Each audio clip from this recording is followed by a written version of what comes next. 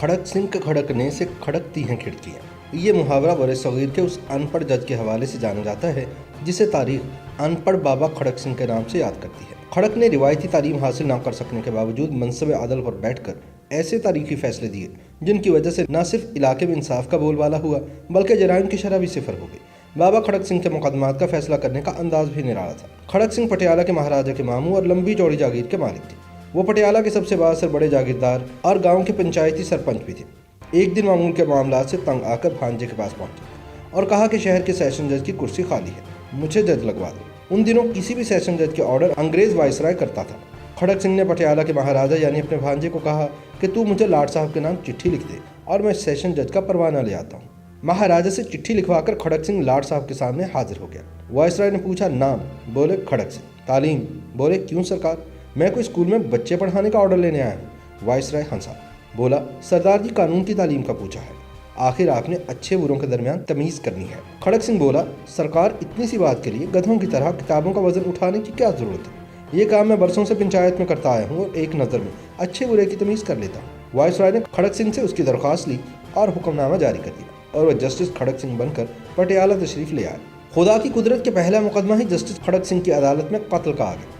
एक तरफ 4 कातिल कटहरे में खड़े थे, दूसरी तरफ एक रोती हुई औरत आंसू पूछ रही थी। जस्टिस खड़क सिंह ने कुर्सी पर बैठने से पहले दोनों तरफ खड़े लोगों को अच्छी तरह देख लिया। इतने में पुलिस अफसर आगे बढ़ा। उसने खड़क सिंह के सामने कुछ कागजात रखे और कहने लगा, माय लॉर्ड, ये औरत क्रांतिकोर है और इसका कहना है कि इन चारों ने मिलकर इसके खावन का खून किया है। क्यों माय? जस्टिस खड़क सिंह ने पुलिस अफसर की बात भी पूरी नहीं सुनी और औरत से पूछने लगे कि इन्होंने तुम्हारे शौहर को कैसे मारा था।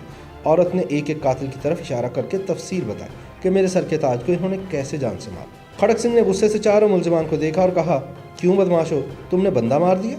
मुलजमान ने कहा, यह औरत झूठी है।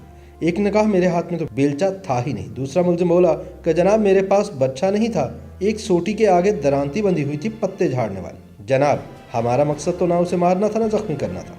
इस पर जस्टिस खड़क सिंह बोले, तुम्हारी ऐसी की तैसी, क्या मकसद था फिर तुम्हारा? करता हूँ मैं अभी तुम सबका बंदोबस्त। उन्होंने कागज के बुलंदे को पकड़कर अपने आगे किया और फैसला लिखने ही लगे थे कि एकदम से अदालत की कुर्सी से काले कोट वाला आदमी उठकर तेजी से सामने आया और बोला, माय लॉर्ड, आप पूरी तफसील तो सुने। मेरे ये मौकिल तो सिर्फ समझाने के लिए उसकी जमीन पर गए थे, उनके हाथ में तो सिर्फ डंडे थे। डंडे भी कहाँ, वो तो कमाल से तोड़े हुए गन्ने थे। इस पर खड़क सिंह ने काले कोट वाले को रोका और पुलिस अफसर को बुलाकर पूछा, तो ये काले कोट वाला कौन है? सरकार, ये वकील है, मुलजिमान का वकील है सफर। पुलिस अफसर ने बताया। खड़क सिंह ने वजाहत की, यानी ये वकील भी इन्हीं का बंदा हुआ ना जो इनकी तरफ से बात करता है। खड़क सिंह ने वकील से कहा, इधर खड़े हो जाओ कातिलों के साथ, और साथ ही कागजों के पलंदे पर एक सत्री फैसला लिखकर दस्तखत कर दिए। खड़क सिंह ने फैसला लिखा था कि 4 कातिल और 5वां इनका वकील, पांचों को अलग-सुब फांसी पर लटका दिया जाए। पटियाला में थरथल्ली मच गई।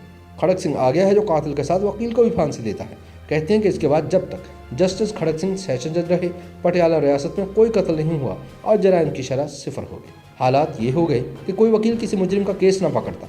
जब तक खड़क सिंह पटियाला में जज रहे, रियासत में खूब अमन रहा। आस पड़ोस की रियासत से लोग अपने केस खड़क सिंह की अदालत में लाते और फौरी इंसाफ पाते। ये सारी एक फर्जी कहानी है, अफसाना है या हकीकत, इससे किसी को कोई दिलचस्पी नहीं। ताहम इस वाक़े में दौरे हाजिर के पढ़े लिखे जजेस के लिए गहरा सबक मौजूद है कि अगर इंसाफ फौरी किया जाए और मुजरिमों के साथ इनके वकीलों को भी सजा मिलने लगे तो मुल्क में जराइम की शरह सिफर हो जाएगी। YouTube पर गूगली न्यूज देखने के लिए youtube.com की सर्च बार में गूगली न्यूज टीवी टाइप करें। गूगली न्यूज के पेज पर सुर्ख रंग के सब्सक्रिप्शन वाले बटन पर क्लिक करना ना भूलिए। YouTube पेज पर अपलोड होने वाली वीडियोस से बाखबर रहने के लिए बेल आइकन पर क्लिक कीजिए। आपको हर नई वीडियो के बारे में नोटिफिकेशन मौसूल हो जाएगा।